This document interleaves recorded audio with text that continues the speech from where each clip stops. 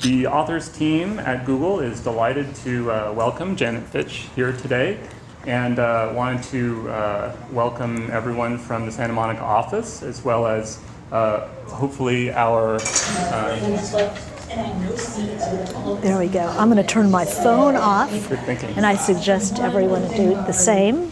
So I wanted to welcome both our Santa Monica office and our remote offices, which are connecting now. We have the Irvine office and Chicago office, and hopefully we'll be set up so that you all can ask questions if you like as well.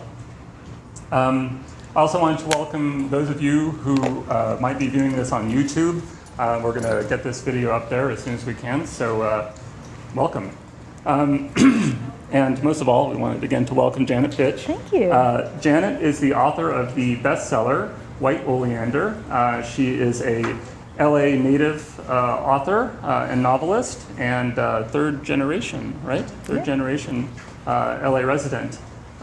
White Oleander has been translated into 24 languages and made into the 2002 film, Hollywood film by the same name, of course.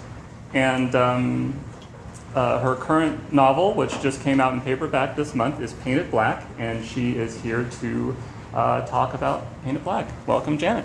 Thank you very much. Well, first, I must say it's a thrill to be at Google. As a writer, I use it, 25, 30, 40 times a day. It's like having the Library of Alexandria on your desk in your bathrobe. Never before in history has so much been available to the home worker. I just wanted to share this one story. I was in San Francisco recently, and I went to the Haight, and a friend of mine hates for me to go to the Haight because he feels that people are feeding off the decaying culture that was once very vibrant, and it's just a bunch of t-shirt shops. So I made sure to stop in at the Anarchist bookstore because he approved of that. But they were talking about the internet, and they are great believers that the internet is the greatest proof that anarchy works. And if you think about it, it really does, but it also filters through Google, because otherwise it would just be a featureless mangrove swamp. But you guys supply the navigation, which we all super appreciate. So I'm here to read you a little bit of my book, Painted Black, which is set in 1980 punk rock LA. It's You can't hear. Sorry. technical difficulties. Hello.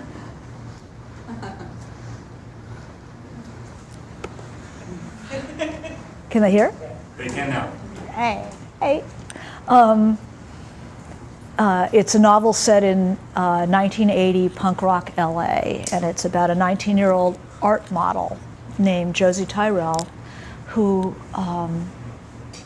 has fallen in love with an art student who, this is not giving anything away, he shows up a suicide in the first chapter.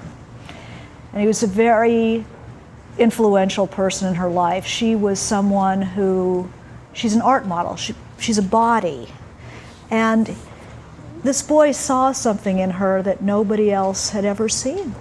Saw curiosity, saw intelligence, saw, a certain kind of grace, and gave that back to her the way somebody who's influential in your life can do. So when he shows up dead, suicide, she has to figure out, is what he gave her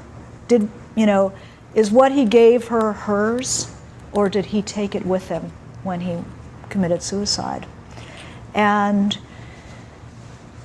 complicating matters is his mother, Meredith, who is a very cultured woman, concert pianist, who hated this girl from the word go, and now blames her for the suicide because it happened on her watch. And the women really dislike each other, but on the other hand, they're drawn to each other as well because each of them has a piece of him that the other person didn't know. So there's this repulsion and attraction that goes on between these two women. So that's another major strand of the book. So I thought I'd read a little bit from the book. The suicide takes place during the week that John Lennon was shot, 1980, Christmas 1980. And 2 days before, a major figure in LA punk scene, which is, I guess, a very small scene to have a major figure, but Darby Crash committed suicide. So this is the third death at that time, which is a very dark time. And what I'm going to read is Christmas Eve. It's a week after the funeral. And she is driving around. It takes place in two neighborhoods in Los Angeles, which are almost side by side, Echo Park and Los Feliz. Echo Park is a working class neighborhood, a lot of art students, a lot of punk rockers. You know, nobody's going to complain about the dead car in your front lawn. Nobody's going to care about loud music at all hours. That's where Josie and Michael lived. And then his mother lived in Los Feliz, which is maybe 2 miles away. It's an old neighborhood where silent stars lived. It has a haunted feel. It's hills, but it's very private. It's not like Beverly Hills where everything's out in the open. It's very private, it's windy, the streets are dark. It's a very mysterious neighborhood. It kind of has a haunted feel for me. So this is where I have the mother living, and this is where the boy grew up. So here's Josie, my punk rock heroine, driving on the night, Christmas Eve, to a week after they buried her boyfriend. She didn't want a holly jolly. She didn't want a very merry or a Feliz Navidad. It was only 8 o'clock and she had the whole night to get through.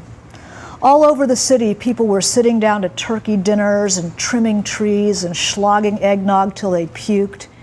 She threaded her raw mufflered falcon up and down the hills and drops of Echo Park, of Silver Lake and Angelino Heights, drinking and avoiding the house behind the house on Lemoyne Street where no one lived anymore. Listening to a Germs tape on the tinny car stereo, they were doing We Must Bleed.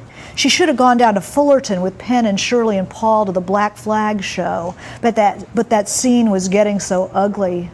Phil Baby invited her to a party at his place. It sounded like death on a TV tray. A bunch of art teachers in horn-rimmed glasses getting swacked on hot wine with cinnamon sticks.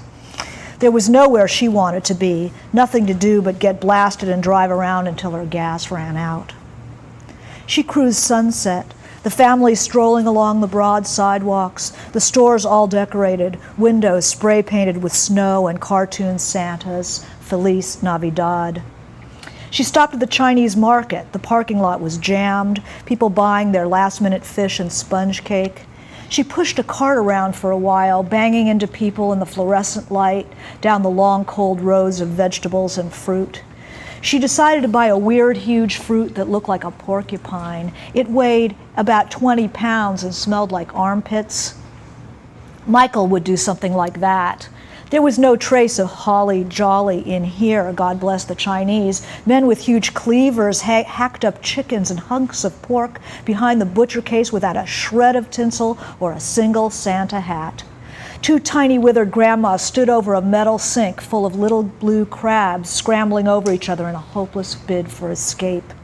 Maybe that was God, peering over the edge of the sink as you tried to claw your way out, picking off this one and that one. She carried her purchases out to the car, some of the bean cake Michael liked and the stinking porcupine fruit, started driving again, the half pint of vodka between her knees. Don't do this at home.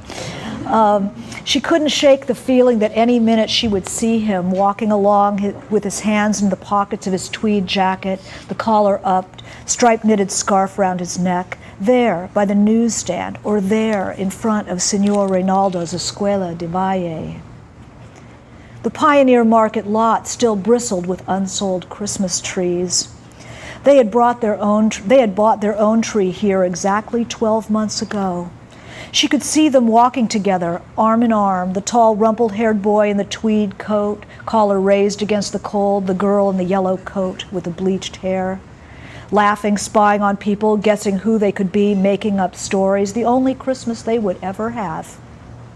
Driving home with the tree tied to the roof of the Falcon like a dead deer, carrying it down the steep steps, they sat up all night making decorations for it, Michael twisting up an entire circus from pipe cleaners. She pulled into the parking lot, parked sloppily, trying to see through tears that stung like bleach.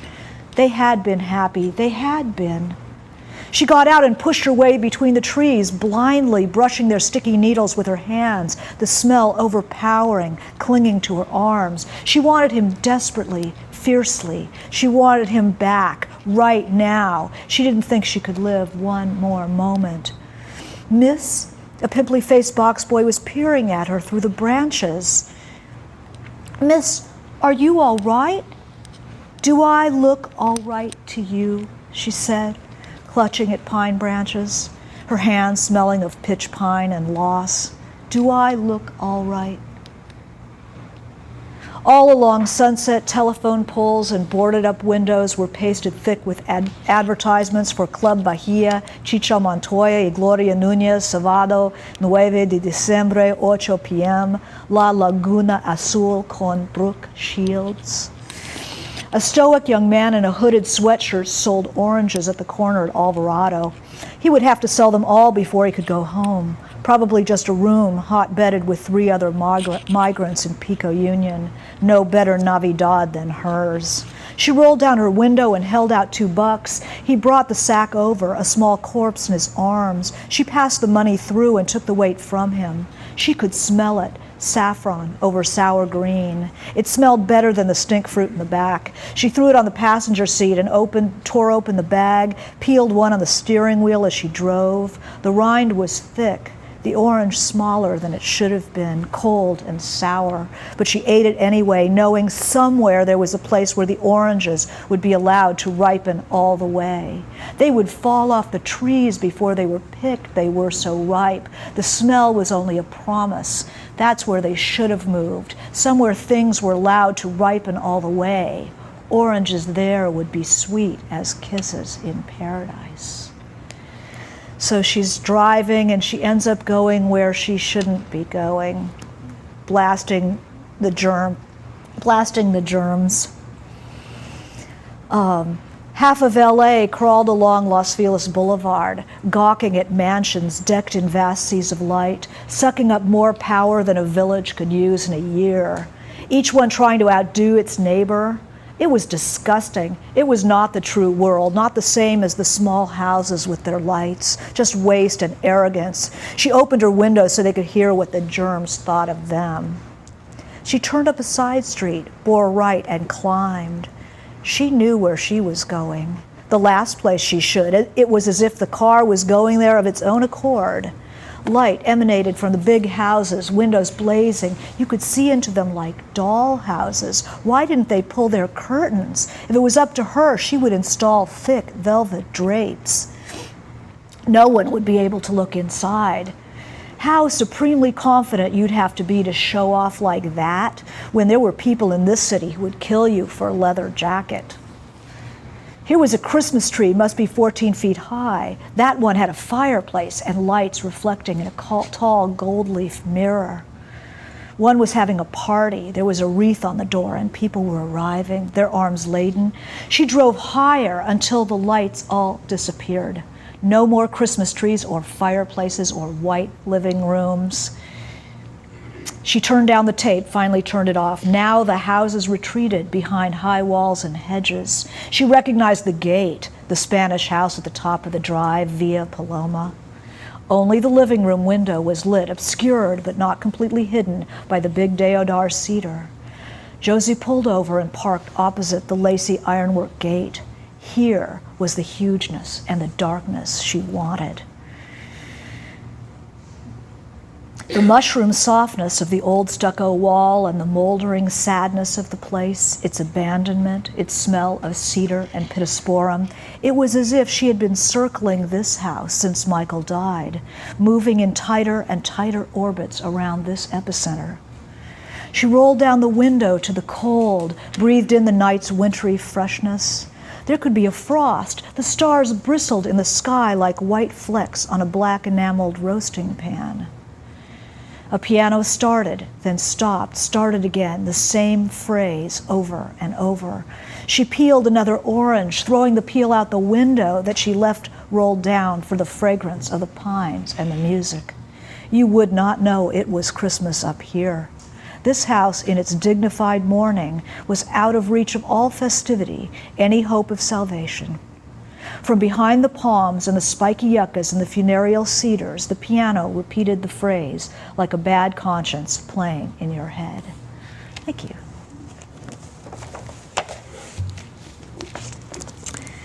So I thought what I would do is, instead of lecturing, I thought I would answer questions, because it's much more interesting than listening to myself talk. I've heard myself talk. It's not as interesting as answering questions. So ask me anything. I'll talk about writing. I'll talk about life, love, and the pursuit of happiness. Here's one. It's sort of the obvious question, but the research that you did for the setting and how did you create the without a memory, and how much were you actually going and sort of digging up, I don't know, maps or whatever it might be? Well, for this book, I was there during the punk rock era. That's when I sort of was a struggling writer myself. So I knew these neighborhoods. But I always go and drive around and find specific houses and sit out in front and look at them and get details, because that's what makes it alive for the reader, is the little details, like, a bird that sounds like a squeaky wheel, And unless you're there, you don't pick up those details, because you're sitting there in a room by yourself with walls and, your laptop. What was the detail? You said the smell of cedar and... Loss. And what? And loss. Oh, and loss. Okay.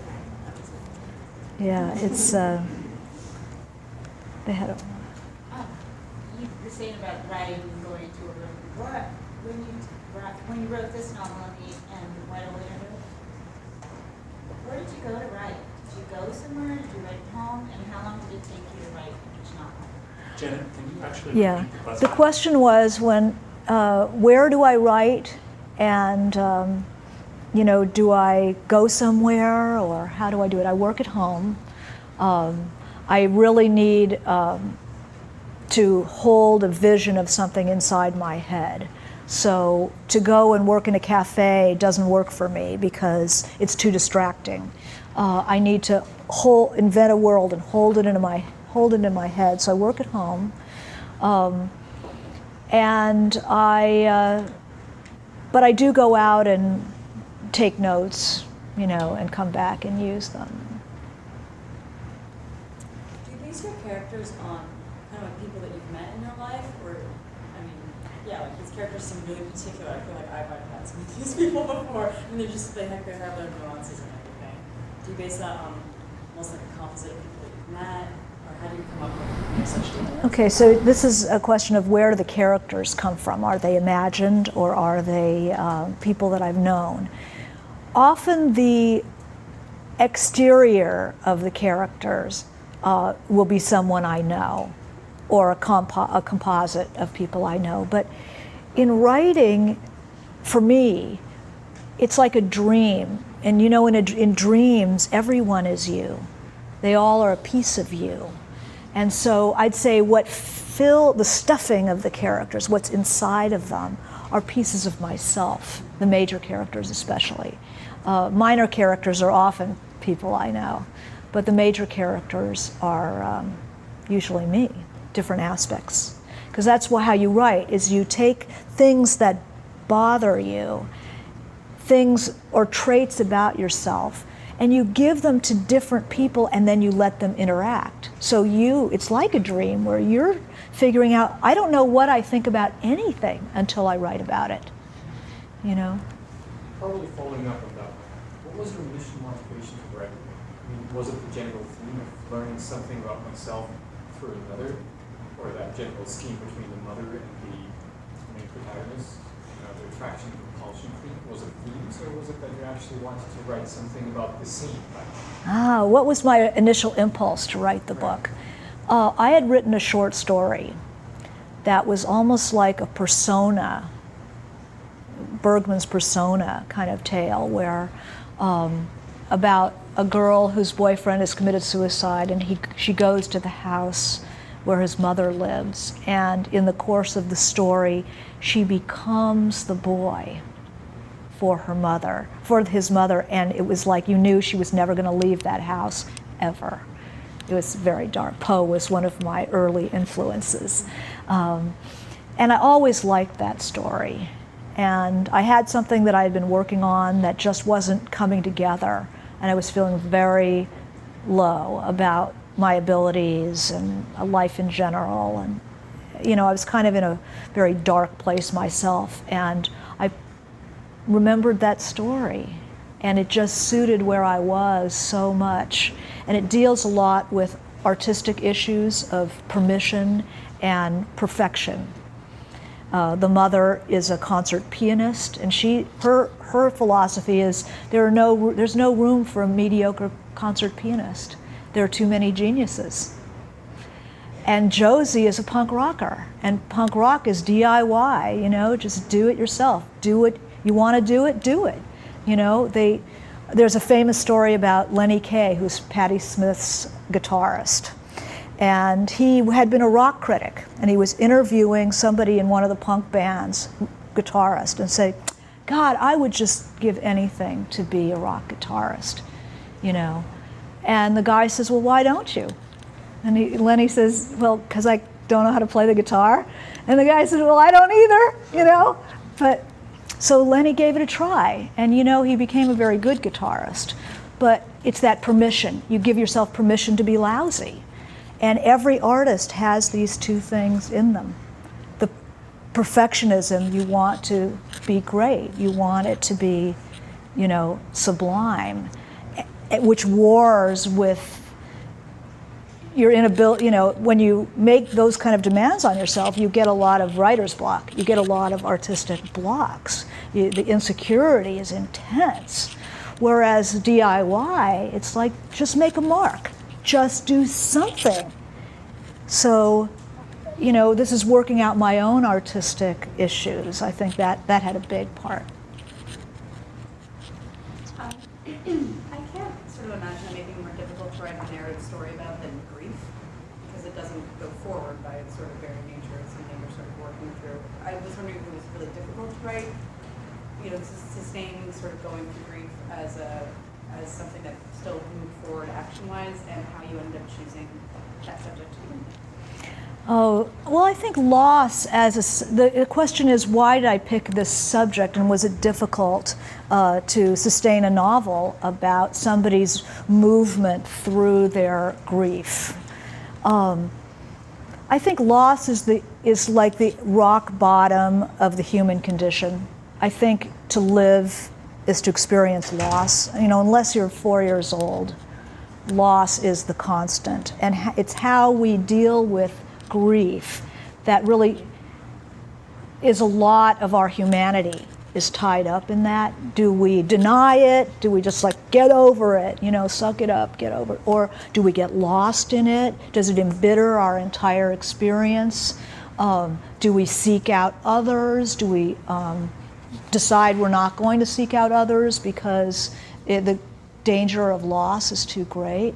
How does loss affect us?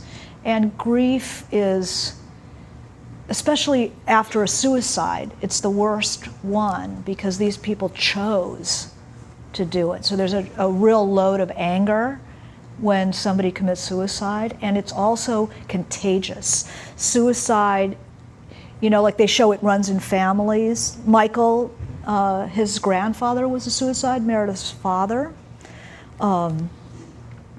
It's this horrific gift that keeps on giving, because it's like saying, I've had enough of my depression. Here, you take it. You know, it's a really diabolical thing.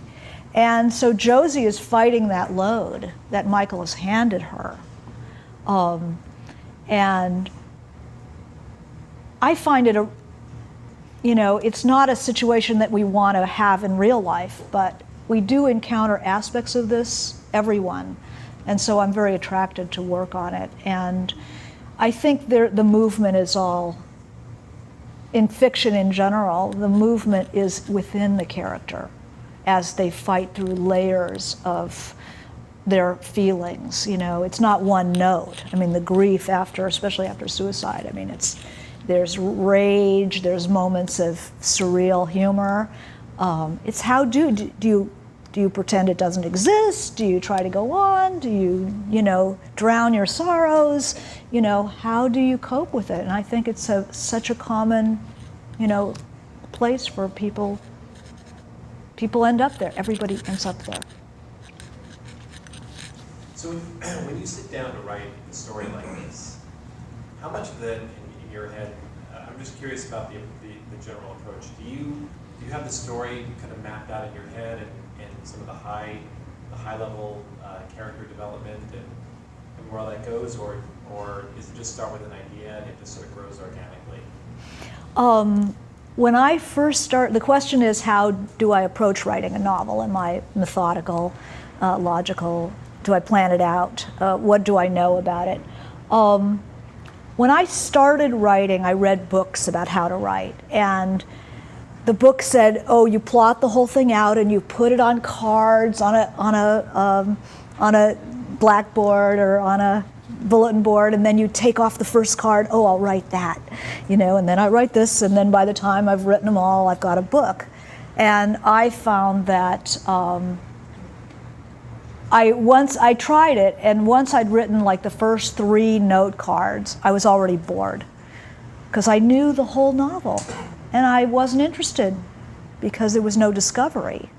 So I go in not knowing, because what I'm interested in, I want to know what's in there. I don't know what's in there. That's the investigation.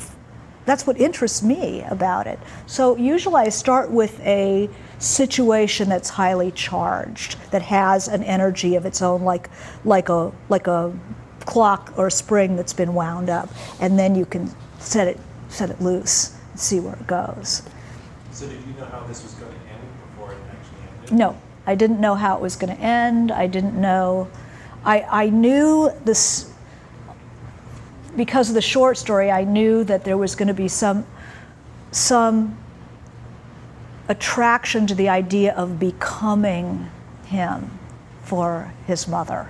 I knew that was going to be an allure for her, but I didn't even know her. I didn't really, know her life. So it's like you don't know what's in there until you start pulling stuff up. So my method is like groping around in the dark and then falling over things. And then you just somehow know it's come to a logical conclusion at some point. Yeah, you fight your way to the point, because the difference between art and life is that life is like a big shaggy dog story. Life, there's no shape to life, there's no point to life. It's one thing after another. Whereas in art, you get to fashion meaning. You get to shape it.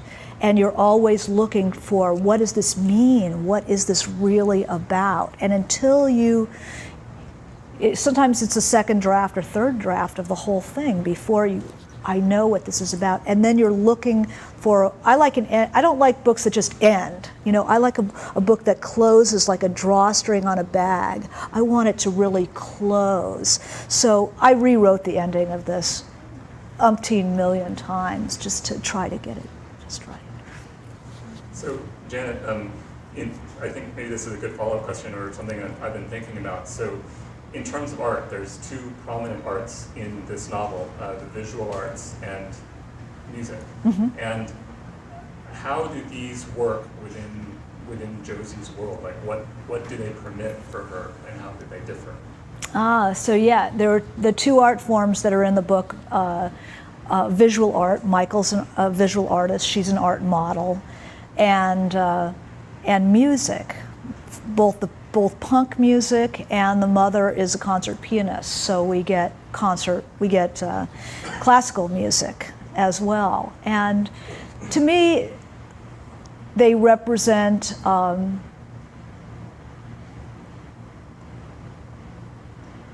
in our society, it's high and low culture.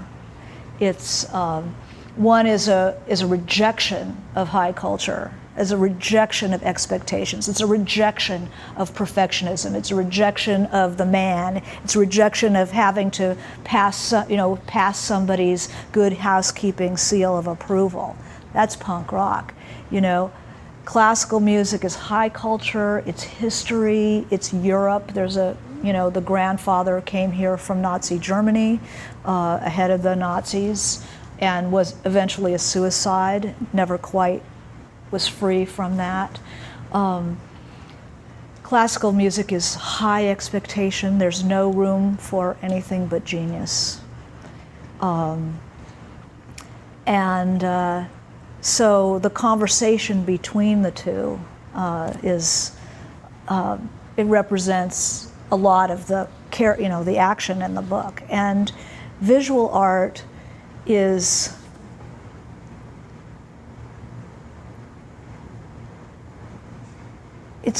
it was a way of Michael. He had been going to Harvard. He was a dropout. He had been going to Harvard as an art history student, and he was being groomed to be an art critic. But it's like the Lenny Kaye story. He wanted to play the guitar, and his mother was saying, no, there are too many geniuses. There's no room for you. And he's finally with some girl who says, yeah, just do it. I think you're great, So it's him trying to bring the permission and the perfectionism together. And it wars within him. I think of all the characters, that's the one that I identify most with, Michael. How many drafts did you do and how long with the whole writing process? I'm a draft writer. So what I do is I write not only full drafts, but the way I write is every day to start the day, I rewrite what I wrote the day before. And that's how I kind of break it loose, warm it up. And sometimes I'll go back 2 days or 3 days and continue. So every piece of it has gone over, countless times. And I'll have written maybe 3 drafts, complete drafts, maybe 4. So this was took me about 4 years. Just follow up on the draft. Do you keep your drafts? I keep everything. I'm like the biggest pack rat known to man. I talked to the woman who's the archivist at the Huntington Library, and she said, keep everything. So I put them in boxes and garbage bags and put them under the house. So, if anybody cares to ever see these, How do you write it do you type it? How do you do Laptop. Oh, I was the first portable computer, the Osborne. I had an Osborne. It was like a sewing machine, where the lid came off this way, and WordStar.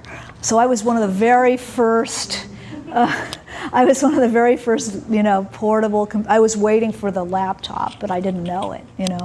So I always write on computer. I have the worst handwriting in the world, and I like it used to be cut and paste. Really was cut and paste. You typed, and then you cut it, and then you stuck in the new stuff, and you taped it. So the galley, your final draft would have like pages of different lengths, and you'd think twice about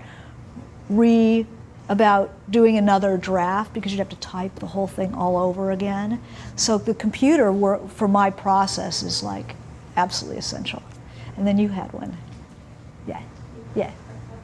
I was just curious about, just kind of bringing back to your other novel, Right Oleander. Mm-hmm. I just wanted to see how you felt about your characters, seeing them on screen. What's that like? And did you have to say who was picked for what character? Okay, this is a question of how did I feel about the movie and seeing my characters walking around. It was surreal beyond belief. I got to go onto some of the sets of the movie and to see something. It's like a dream where you have a dream. You're in your parents' house, but it's not quite right. It's not really your parents' house, but you know it is. It was like that, walking onto those sets and seeing, it's not. That's not how I saw it, but I know that that's what it is. It was absolutely surreal.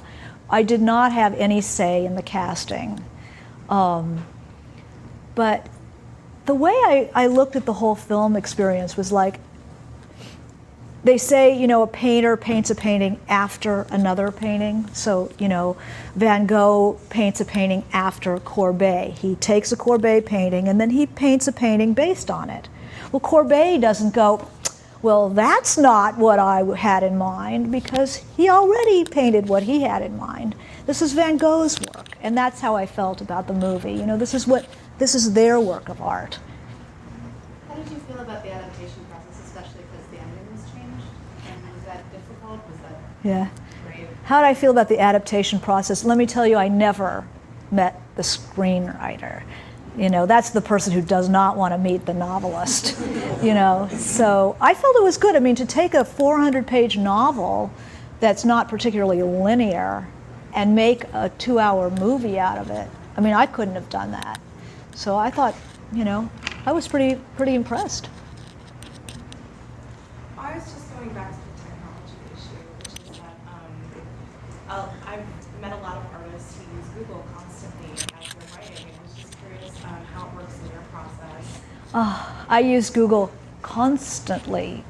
It's like it used to be things that you'd make a list of all the things, the little details that I'm very obsessional, and most novelists are. If we need to know something, we can't get over it, even if it's like, I'm working on something now that's set in 1923, and it's like, how did phones work? Pay phones work in 1923. How much were they? What did they look like? Where did they have them? Where did you put the money, And boy, so you go on Google. It's like, I got to see what that phone looks like. And you dig around and finally you do find the phone. So I'm using it constantly. As a follow-up, I don't know what time period you were writing your first novel. I don't know if Google was something that you would have been able to use, but I'm always curious what people did before that. You went to the library. You went to the library. You made phone calls. You called people who knew things. You called people who would know somebody who might know somebody who might know somebody. You put up flyers. You took out ads in the weekly. It was, and then some things you just let go. Whereas you don't have to let anything go now. I was just kind of different topic. Just who are some of your favorite contemporary authors today? And have you met them? Do they influence your work? Can you speak about that? My favorite contemporary authors. So many. I love Mary Gateskill.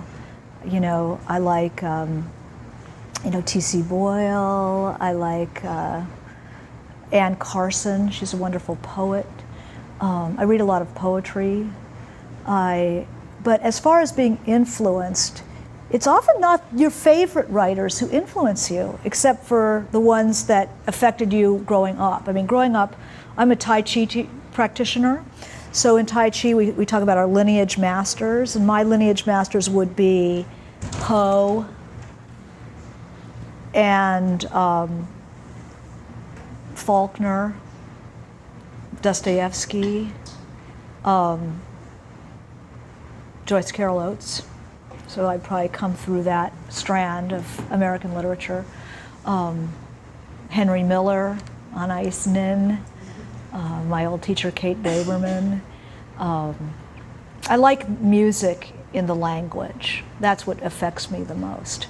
But often, the person who does something for your work is often not somebody that you particularly like, but even something that irritates you or that's difficult.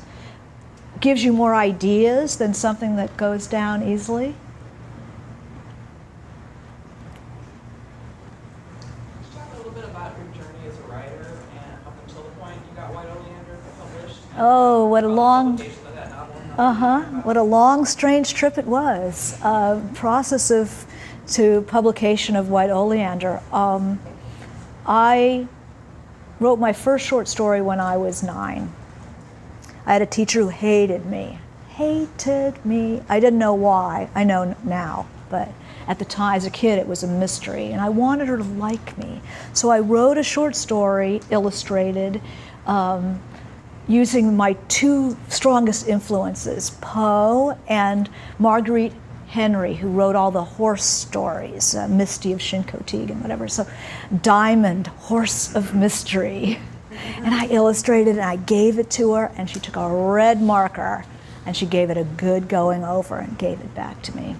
So I didn't write again until I was 21. I read, but I was a voracious, I lived in my books, reality sucked, you're a little kid, you can't go anywhere, nobody listens to you, you have to do all this stuff, and who wants that? So I lived in my books, I could be James Bond, I could be a serial killer, so I was very into that. And but the books that they gave you in junior high when you were a girl, when I was growing up, were like, they didn't have YA books. In those days, they gave girls books like Cherry Ames, Student Nurse. It's like, Cherry Ames, here I am desperately unhappy, 7th grader, getting whacked around the halls in John Burroughs Junior High. And they're giving me, Cress Delahanty. And I went to the library with my father. He used to take me to the library. He was an engineer, but he was a great reader. And he would take me to the library every 2 weeks, and I'd hold my arms out like this, and he'd say, have you read this? Have you read this? Have you read this? And stack them up, and I'd take them home, and And I remember he took me to the library, and he put Crime and Punishment into my arms, my junior high arms. It was like, there's my world, my desperate, unhappy, wanting to kill somebody world, And I just, became enamored with, that dark, sort of dark corners of human existence. And I didn't know that I was going to be a writer until my senior year in college. I was going to become an historian. So I learned a lot about writing from, learning from writing history, because it's all character and drama, and you learn how to bring the reader in and create a world. And it wasn't until I was 21 that I realized, oh, you know what? I don't really want to write history. I really want to write. I want to write stories. So I decided when I was 21 that I wanted to write. And then I got out of college, history major. The only thing I knew how to do was read and spell. So I got a job as a proofreader, and I got a job, and then I became a typesetter and did Manpower Temp and all that stuff. And I started writing. I didn't know what I was doing. I was writing 3-page short stories that were pretty terrible. And I told people I was a writer before I'd ever written anything. I wanted to do that. And it was, again, those stupid books. They say, send your stories to the places you read. So I was sending these pathetic 3-page short stories to the New Yorker, to the Atlantic Monthly. I didn't know any writers. I had no idea. So it took me a long time. I took classes at Extension, read books, just picked stuff up, as read the Paris Review interviews with writers, wonderful source material, and just, gradually learned to write. It took me 10 years to sell my first short story. I was getting rejections every week in the mail. At nursery school, they had a circle time, and they went around the circle, my daughter's nursery school, they went around the circle and said, "What do you get in the mail, Johnny?" And one kid would say, "Oh, we get a catalog." And another kid would say, "Oh, we get a letter from Grandma." And I wasn't there, but evidently my kid said, "Oh, we get rejections." So, I mean, she lived with this. This was not a fun thing. But over time, I gradually learned how to write. So I don't believe that writing is something you're born to do. Nobody thinks that artists are born artists. They learn, they take classes. Why do people think writers don't form up the same way? So I had to learn, and it took me 10 years to sell my first short story, and it was 20 years before White Oleander sold. So I had to do everything the wrong way. It's just my nature. Just wanted to give our distributed office a chance. Yeah, absolutely. So I don't know if they have questions. Does our distributed office have any questions they'd like to ask? Maybe not. Let's see if they can turn the mic on. Our questions fell back throughout the Q&A, but we're looking forward to reading the book. Well, thank you. I hope you enjoy it. Thank you for coming. Sure. What a pleasure. Here's one. I have a question about how you got to USC and teach a writing class there. Yeah, this is how did I start teaching? I started teaching, it was word of mouth. Before White Oleander was published, people knew that I was pretty good at reading people's manuscripts. And I do that, I read manuscripts. And people knew I was pretty good at it. And I had somebody I'd worked with ran a little writing center in San Diego and asked me to come down and teach a class. And I liked it, and I taught for her a couple of times. So I taught at UCLA Extension. I did some classes, and I taught at Pomona. I was a fellow there for a semester at Pomona College.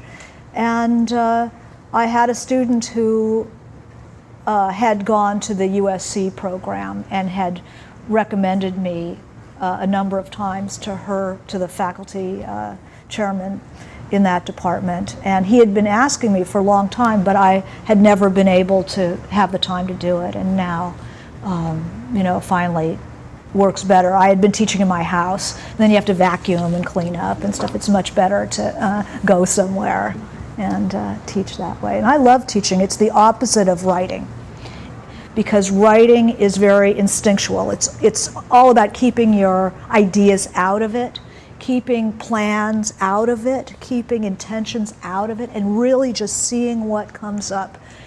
Just seeing what comes up. Whereas teaching is the opposite. It's analytical. It's taking something that exists and going through it and seeing what it needs, and then being able to express that to another person. So I like it. It works. So I use both sides of my head.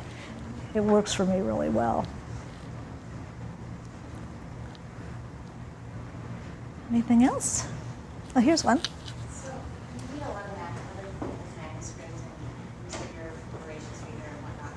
Is there a fear of influence in terms of, how they inform your writing, or do you see that as solid in terms of giving ideas or whatnot? Okay. The question is, if you read while you're writing, are you afraid that you're going to be influenced by what you're reading?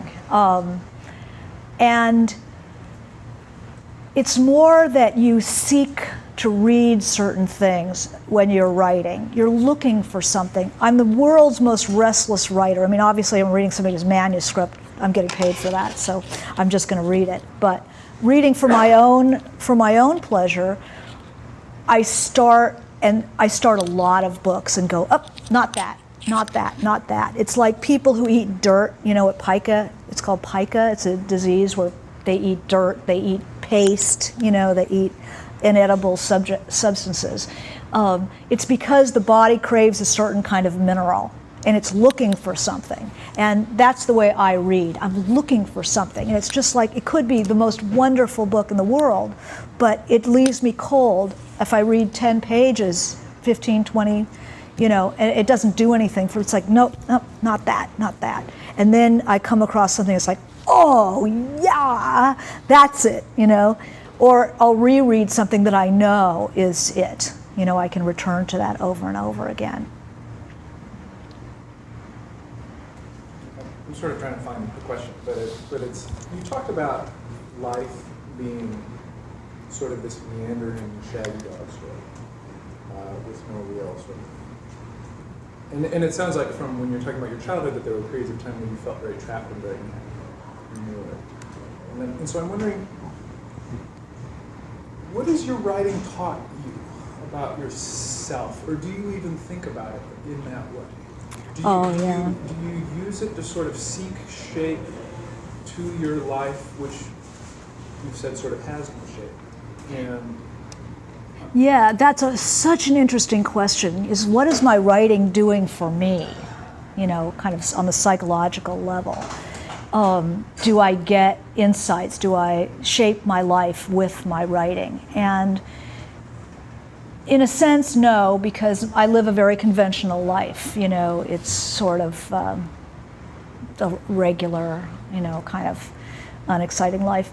But it is so helpful for me psychologically. I have seen so much about what I really think about stuff. Like I worked on a book about a mother and a daughter in a very, very difficult relationship. Well, I had never had to ask myself really consciously, what is a good parent? What is a bad parent? And I had a child at the time, a small child, I still have one, but she's a small child at the time. Like what makes a bad parent? And I realized parenting is like a dance. You dance with the kid. Sometimes you need more time, sometimes the kid needs more time, You can't give any child 100% of your time and attention, which is what they want. But so it's always a dance. Who needs what, when? A bad parent doesn't dance with the kid. A bad parent is, a good parent looks at a child and goes, who are you? What do you need from me? A bad parent says, this is what I want you to be. Here's what I want from you. And this is who you're going to be. I would never have understood that, and it shaped my own parenting once I worked on that book. So it does have an effect on me. The issue of perfectionism and permission, continues to have an effect on me. So Annie Dillard is a wonderful writer. She wrote a book called Living by Fiction, and she said, talking about writing, she said, the self is the bearer of the paint box of its inherited contents of obsessions and fascinations. That's what we are as artists. Our contents are just what bother us, what we're interested in, what we worry about, and that's the colors that we paint with. And once you start handling that material, it comes back and you start sorting out your own stuff. So it does have a reflexive effect. Interesting question. There's one in the back. This is a question that very dramatic. Over the last years, a lot of social communities have seen proliferation, education, and especially in our job, software developers, you're using and interact with a lot of people over the internet. Do you use anything like that, maybe boards or forums or any other means besides email to get feedback on your stories, or is it just consumption of magazines? Where do I get my feedback on my work? Do I, use a social organization to work with my ideas and stuff? I do it the old-fashioned way. I have a writers group, local. We meet, and we meet every week, all published writers, and we talk about our work. And it's like, I love these people, and I depend on them.